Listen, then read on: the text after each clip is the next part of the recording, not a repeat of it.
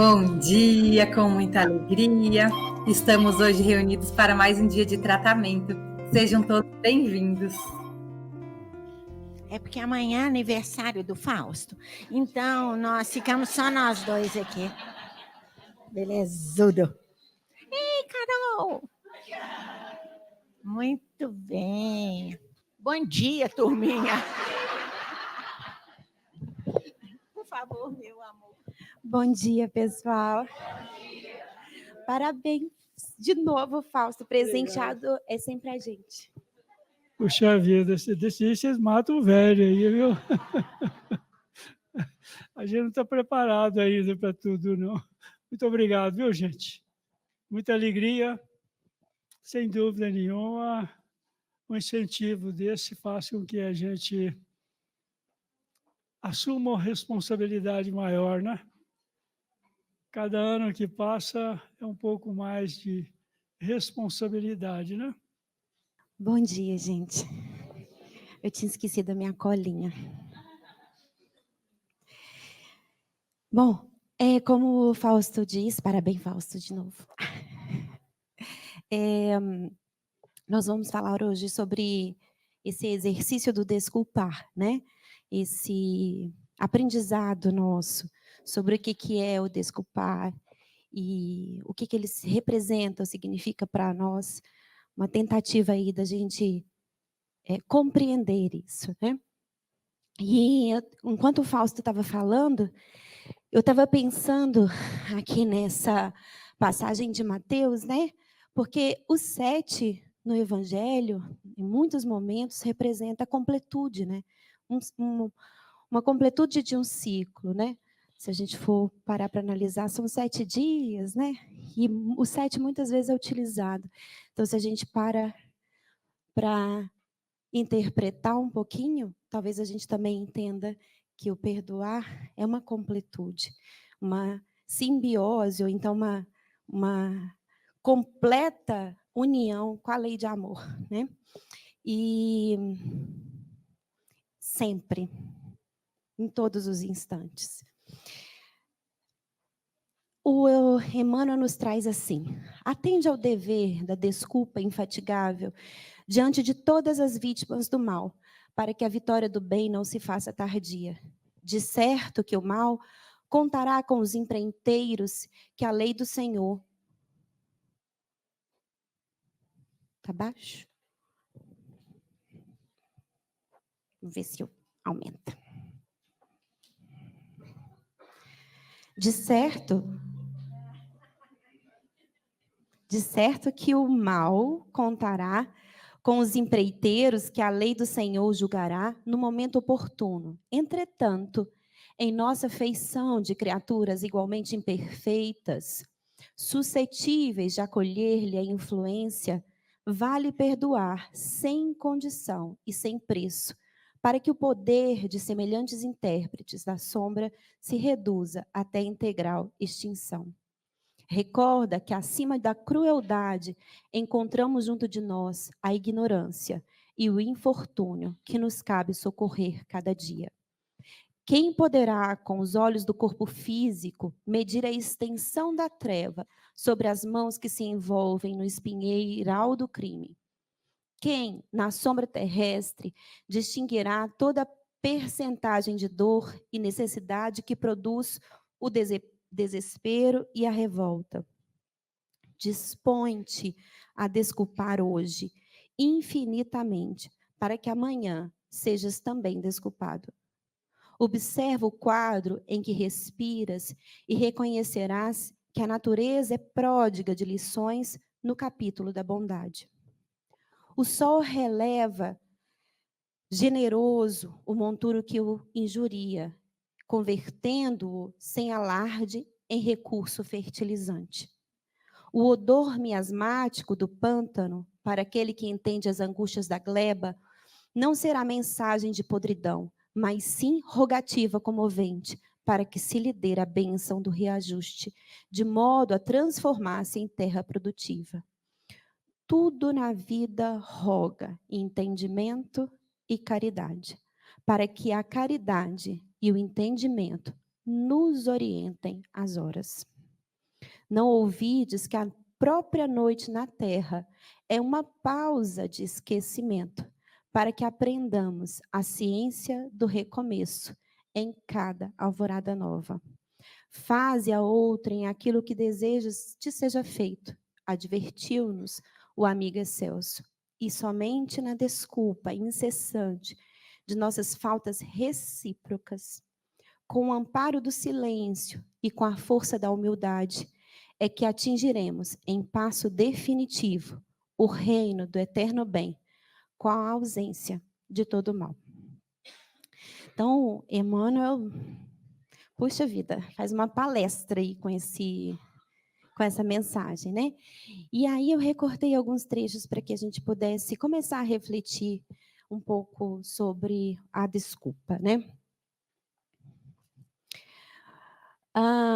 Um primeiro momento, o que o Emmanuel nos traz é falando assim: atende ao dever da desculpa incessante. E ele nos coloca assim, como se fosse, ele coloca vítimas de todo o mal, né? Vítimas do mal, o erro como vítima do mal. E se a gente for parar para analisar de fato isso, né? Há uma fragilidade na nossa intimidade que a gente ainda faz escolhas no sentido do interesse pessoal. A gente ainda, por alguma razão, não conseguiu compreender ainda que o amar ao próximo como a si mesmo, amar ao próximo como Deus nos amou, no sentido da solidariedade, da fraternidade, do pensar no bem na comunidade, é algo, essa troca amorosa é muito mais satisfatória para o nosso interesse pessoal do que quando nós trabalhamos em cima apenas do nosso interesse pessoal. E por ainda pensarmos nessa linha frágil do egoísmo, nós cometemos alguns abusos morais, nos distanciando da lei de amor. Nós cometemos, assim como os nossos parceiros de vida, de existência. E cada um a seu tempo, compreendendo que aquelas atitudes contribuem ou não para a sua felicidade. Cabe a nós intervir nas nossas escolhas, olhando para elas, para saber, dessa vez deu, dessa vez não foi tão bom. E a do outro, compreendendo que o caminho e as escolhas só a ele pertencem. Nós não conhecemos a individualidade do outro, ainda que eu vi crescer. Estou casada há 50 anos. Não, o mundo é individual. Aquele mundinho, por mais que a gente conheça muito,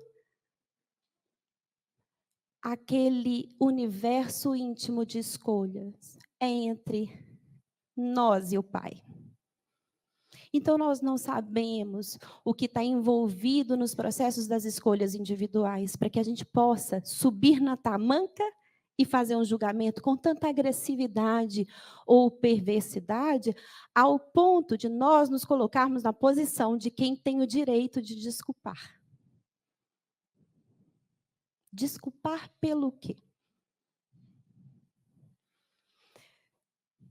Então, lembrando de Pedro, né? Quando Jesus fala para ele: Pedro, Pedro, não seja tão severo no seu julgamento. Lembra, Pedro, o homem é mais frágil do que perverso. Alivia a mão, desce o sarrafo, né? Tenha um olhar de mais amorosidade. E não se esqueça que na sua fraqueza, não é assim que ele fala, não. Ele fala, não se esqueça que o homem é mais frágil do que perverso. Ou seja, Pedro, você também vai sucumbir à sua fragilidade. Você também vai perceber que você é frágil e que você, em algum momento, por mais que você já saiba que algumas escolhas vão te trazer mais felicidade, você ainda vai ter medo de assumir essa nova postura. E às vezes você vai tropeçar. Somos nós. E Pedro tropeça. Você conhece Jesus, Pedro? Eu nunca ouvi falar. Vai que eu digo e sou preso também. É a fragilidade de uma nova postura, de assumir ali sim. Eu já consigo pensar na lei de amor e talvez agir pensando num bem maior. Minhas posturas já não precisam dos aplausos de tantas pessoas, mas na minha consciência, num colóquio sincero com Deus. São esses os meus aplausos que eu preciso. E aí eu dou conta de caminhar pela lei de amor. Porque pela convenção humana, eu vou fazer sempre como Pedro. Conheço não. Vamos fazer do nosso jeitinho aqui.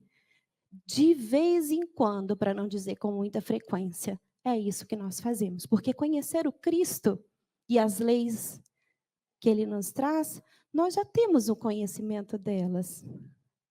Começamos a pensar nelas. Para que a gente possa, então, sentir na ação sincera do amor. E estabelecer isso com um vínculo sincero. Vou passar a agir assim porque agora é meu natural. Ainda não é o nosso.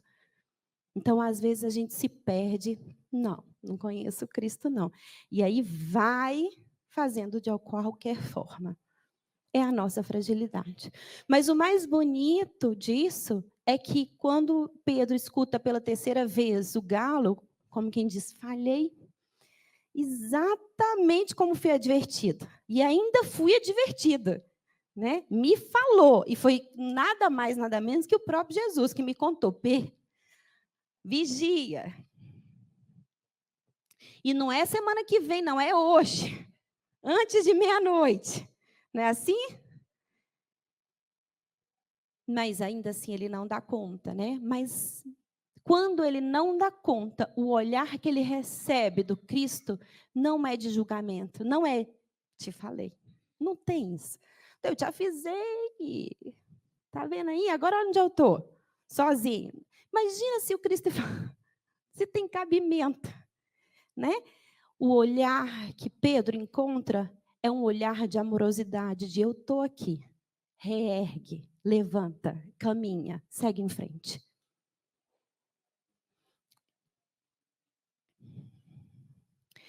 Um outro trecho que o Emmanuel traz para nós é falando, nos lembrando que a lei do Senhor vai dar conta das ações de cada um. É a lei do Senhor. Mas qual que é a lei do Senhor?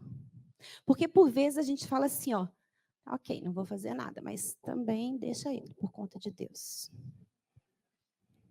Como se fosse a nossa vingança íntima. E que bom que seja assim, porque a nossa vingança íntima está atrelada ao amor, né? Porque deixar na mão de Deus é deixar na mão do amor. A lei do Senhor é a lei de amor, que tolera, que compreende, que ensina, que apazigua, que aconchega, que acolhe, que compreende que, ok, anoiteceu, vamos embora, amanhã acorda, levanta, ergue e anda. Vamos em frente. E por que como comunidade, nós não podemos nos suportar, no sentido de suportar, não de vou te aguentar, mas nos suportar de dar suporte. Nos dar esse suporte uns aos outros. Porque exigimos tanto do outro. Esse desenho que não dá para ver é Jesus escrevendo na areia, na parábola. Porque é isso, né? Passa. Essas coisas, tudo passa. E a gente esquece, às vezes, de mudar a chave. Quem eu fui 2 anos atrás, deixa eu me reapresentar aqui. Que bom que podemos fazer isso. Deixa eu te mostrar esse meu novo eu. Eu já penso hoje diferente. Eu já consigo agir hoje diferente. Mas a gente fala assim, há 30 anos atrás.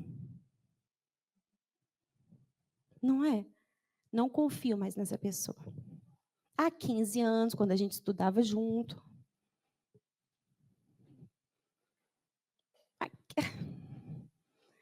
Por isso que a gente reencarna, né? Porque se a gente for lembrar das últimas reencarnações, socorro, Deus. A gente tem que dar a chance para nós de nos reapresentarmos às pessoas e de ter a boa vontade de conhecer as mesmas pessoas novamente, todos os dias. Deixa eu ver, depois dessa noite de refazimento, como é que estamos hoje? Quem somos hoje? E aí esse interesse segue continuamente, porque estamos em processo de renovação contínua.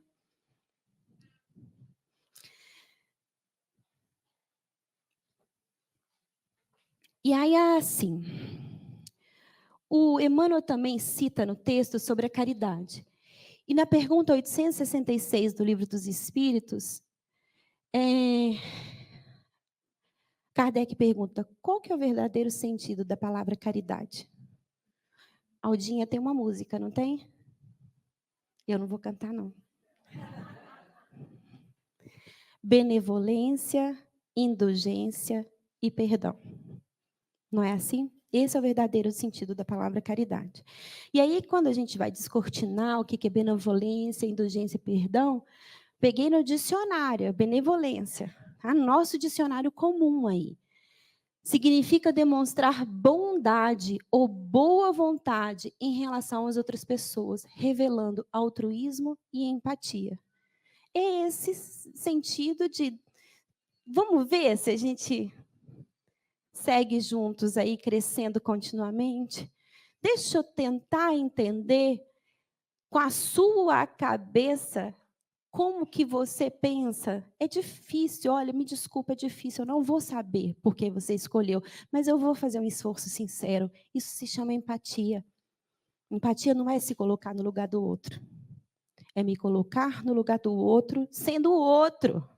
Buscando o máximo possível da visão do outro, com o conceito, com a condição que ele tem, com os reflexos. Fácil ou difícil? É muito difícil. E ainda assim, a gente se julga no direito de entender por que a Dani tomou aquela e outra atitude. Por mais esforço que eu tenho. Porque, na verdade, é assim, ó. Cada um enxerga com a bagagenzinha que ela possui. Não tem como. Eu vou enxergar com aquilo que eu tenho de visão de mundo.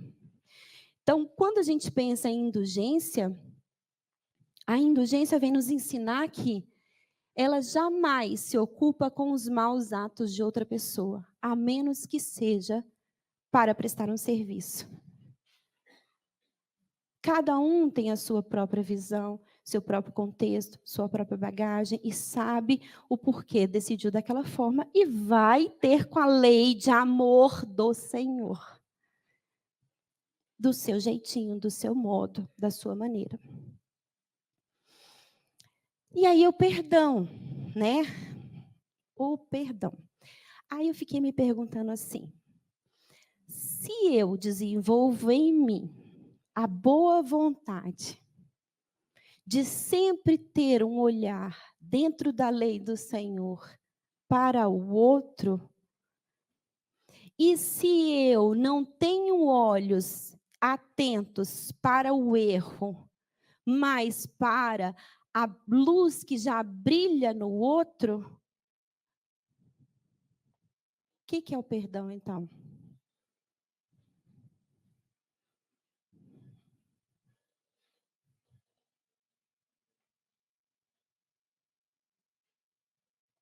Humberto de Campos fala que, em determinado momento, os discípulos estavam...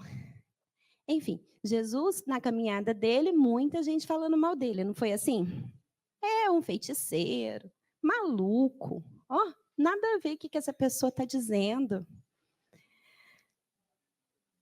E os discípulos pegaram as dores. Em determinado momento, não vai falar assim... De Jesus, você não fala assim, não, meu amigo. Né? Deixa eu te explicar que eu ando com ele, eu sei quem que é ele. Quem é você para falar assim, do mestre. E aí, alguns deles se exaltam, porque às vezes a gente se exalta mesmo, né? E chega para Jesus para contar, como diz: olha, eu te defendi, deixa eu te contar. A pessoa veio falar isso e eu respondi à altura. Imagina Jesus, gente. Vocês estão pintando a cena? Que eu pinto na minha cabeça a cena. Jesus, então, fala: é mesmo? E aí fala assim, ó.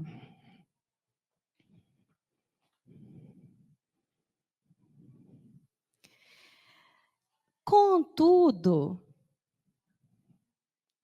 procurei ensinar a vocês que a melhor réplica é o nosso trabalho. O que vocês já fazem de diferente por conhecer a lei de amor? O que nós já fazemos de diferente por estarmos reunidos aqui estudando sobre a lei do Cristo? Quem tem mais para dar?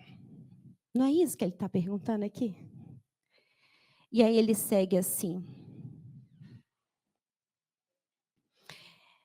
Será então que não há um quê de vaidade na hora que a gente levanta a tamanca para defender o próprio ego? Não é isso?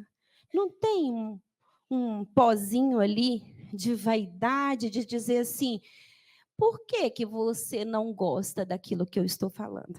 Você tem que gostar, todo mundo aqui tem que gostar. É vaidade isso. Se eu não agrado todo mundo, eu me sinto mal e vou lá e brigo. Se eu acho que fulano foi mal educado comigo, eu vou lá e brigo.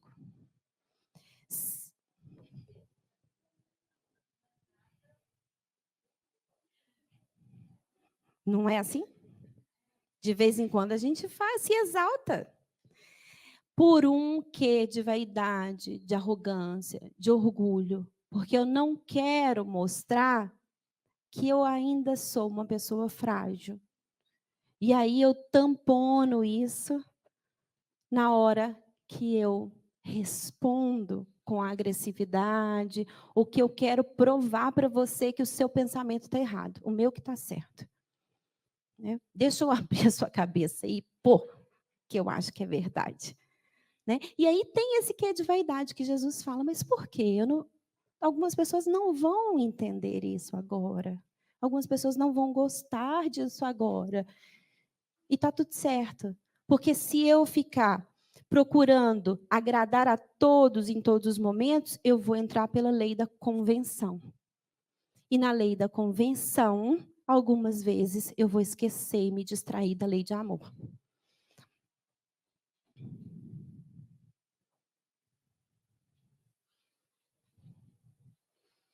E aí ele finaliza assim, é um texto longo do Humberto de Campos, quem tiver condição depois leia, chama Perdão, no livro Boa Nova. E aí ele fala assim: Felipe, me compete esclarecer, diante de tudo isso, e de te perguntar, diante de tudo isso, se você já edificou o reino de Deus na sua intimidade. Porque você está questionando que o reino de Deus tem que ser edificado na sociedade. Concordo. Mas dentro de você, você já deu conta de implementar isso? Você que anda comigo faz 3 anos, me escutando diariamente, você já consegue cumprir e viver dentro da lei de amor? Então, não é essa pergunta que a gente pode fazer para a gente? Na hora que eu vou revidar, eu já dou conta de ter o templo divino edificado na minha intimidade? Nas minhas ações? Porque se eu tiver, eu não vou nem ter a vontade de dar essa resposta à altura, no sentido de estar comprometido com o meu ego e com a minha vaidade. E aí, em Mateus, Mateus fala assim, esse trecho está no capítulo 10, que é bem-aventurados os misericordiosos, que fala da benevolência, da indulgência. E fala do perdão. Perdoai para que Deus vos perdoe. Perdoai para que Deus vos perdoe. Cabe no raciocínio nosso que Deus não perdoa a gente em algum instante? E por que então Mateus fala, perdoa para que... Uai, que barganha é essa? Deus manda eu não barganhar e agora ele está barganhando comigo. Que história que é essa? Tenho que perdoar para que ele me perdoe? Que confusão que é essa?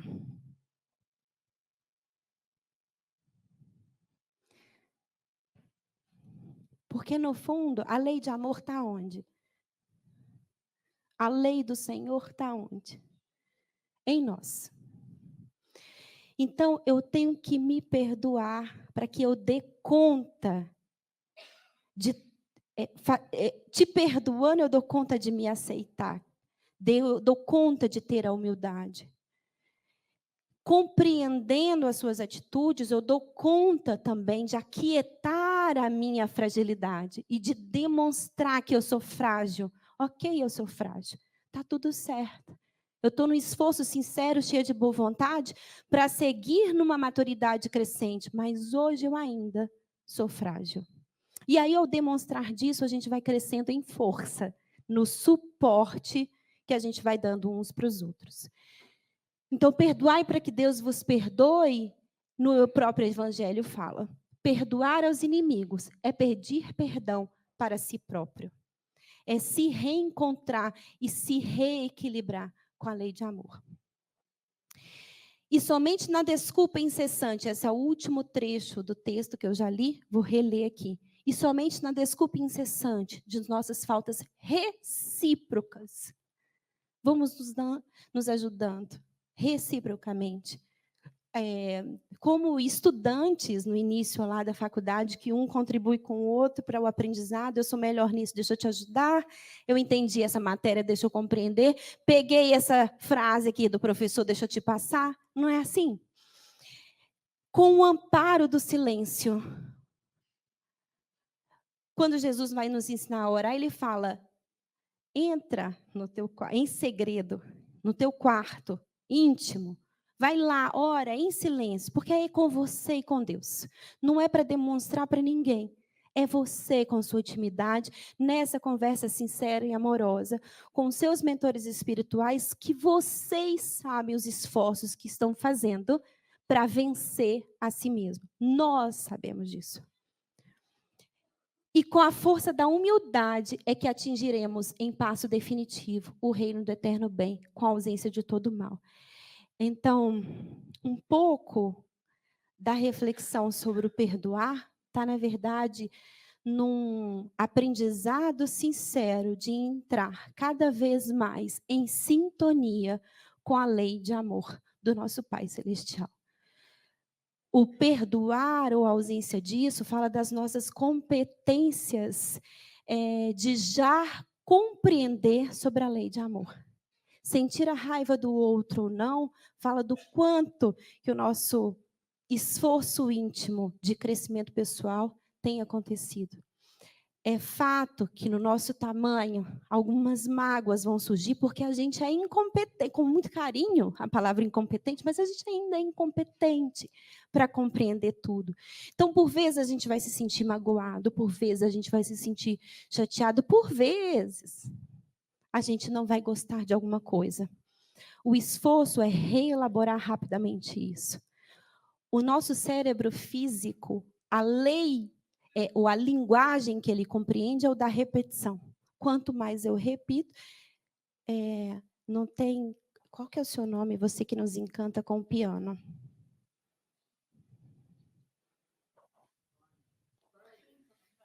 Vânia. A Vânia foi aprender piano. Você teve que insistir, Vânia? E até hoje, se você para um pouquinho, você depois que volta não tem que insistir um pouco mais, não é assim? Porque é assim que o cérebro da gente funciona, é na repetição. E aí, Quando eu quero ser uma exímia em alguma coisa, eu tenho que repetir, tenho que repetir. Vou fazer aquela música não sei quantas vezes. Cantar é assim também, não é? Então, quando a gente também vai fazendo esse exercício do amar, a gente vai disciplina, disciplina, disciplina. Exige disciplina. Todo aprendizado exige disciplina. E o aprendizado das nossos sentimentos e emoções não vai ser diferente disso. E uma coisa que é interessante no nosso processo de memória é porque existem várias caixinhas para que a gente possa resgatar a nossa memória. Lembrei disso. Mas antes dessas caixinhas específicas do processamento da memória, tem uma coisa que é a atenção. Se eu não der atenção, aquilo não tem um registro. Mas se eu der atenção, aquilo ali vai ficar registrado de alguma maneira. Então, o quanto que eu estou dando realmente atenção e replicando ou repetindo isso as minhas mágoas na minha alma e no meu cérebro, para que isso fique gravado e se estabeleça com algo tão forte, com tanta dor, de forma por vezes até traumática. E que precisa ser, no inverso, também reconstruído, ressignificado, olhando para aquela dor e falando, o que mais eu tenho por trás disso? Para representar e regravar de forma diferente as mágoas que eu fui construindo no caminho. Que Jesus nos abençoe muito nesse esforço sincero de nos encontrarmos e entrarmos em sintonia sincera, nesse esforço verdadeiro, cheio de boa vontade, para que a lei de amor se faça repetidamente um caminho especial na nossa vida. Muito obrigada.